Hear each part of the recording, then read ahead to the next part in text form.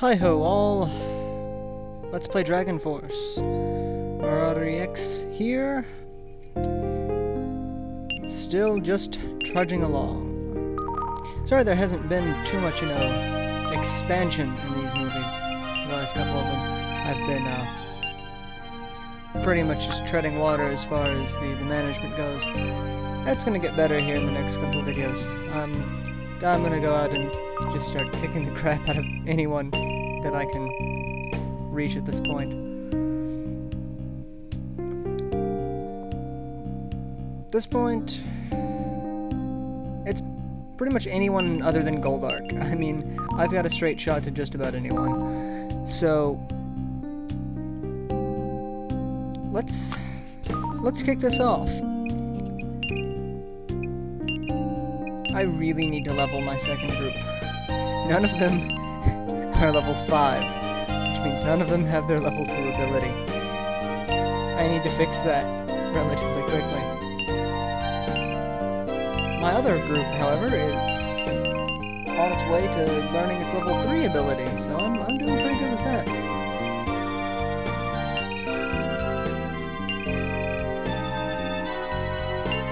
And I've got, at this point, more generals than I know what to do with. I'm thinking, and I don't know how accurate this would be. I've never really tried this before, and the few people that I've actually talked to who played this game, we can't really reach a consensus on it. If you circulate the generals that can search to other castles that aren't being searched, if you have a higher likelihood of finding new things. There's a theory that once you've had a general in a castle for too long, that stagnates, and the odds of them finding anything becomes lower and lower each time you search. Now, I think there's a point there that it kind of works that way, but every time you take over a new castle or get involved with more of the story, that it replenishes some of that active treasure pool. It doesn't matter what castle you're in. Some castles, it's true, you do have a higher rate of finding certain venues. I know, for example, Magica Castle, after you deal with Vlad's story, it's more possible to find zombie crests there. Because the 2 last people that you took the castle from were zombies. I don't know how truthful it is for other situations like that. I wouldn't be surprised if that's the case.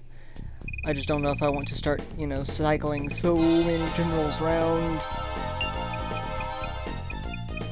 just to test a theory during a Let's Play. I might do it in another save file. I'm not entirely sure how I'm going to go about it. But thankfully, Skull Children show up. They are really the best way to quickly level. Seeing as how they don't really have any offensive abilities, and they're never going to have more than 30 soldiers. It's a good way to level up these people.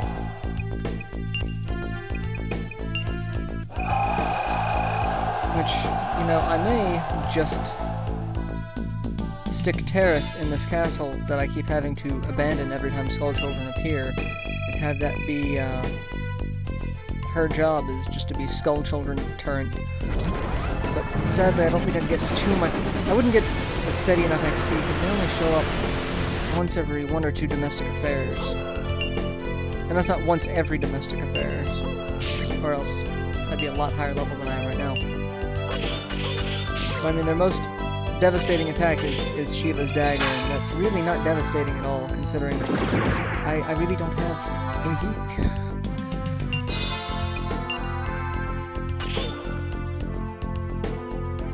I love how she flails her staff and, cowers back during her attack animation. They really did not make her an offensive character in any way, shape, or form. And the thing is, her story is supposedly the canon story. So if you play through the storyline with her, that is supposedly the story that they used for the sequel. Which I'd be kind of interested in seeing the story of the sequel, just to know what all's involved. I know, depending on how you play through it, some monarchs, become attached, and if you play as teiris, she gets a rather strong attachment to wind. So I mean, hey, if they, you know, get it on and have a kid, awesome. I want to see what that's like in the next game. Who, you know, married who, what nations joined together. I find that interesting.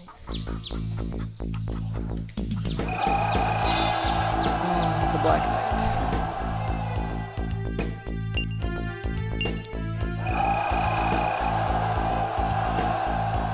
I really wish he had another ability at this point.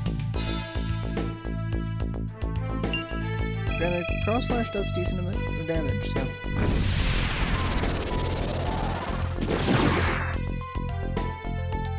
Thieves, I really don't like thieves as generals. They just not strong enough ones. At least ninjas have some offensive ability. I've never worked thieves up high enough to where they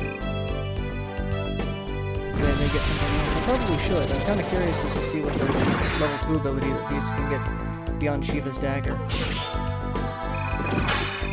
Surprisingly enough, there's not a lot of, you know, guides on game facts or any Wikipedia information about the progression of a lot of these.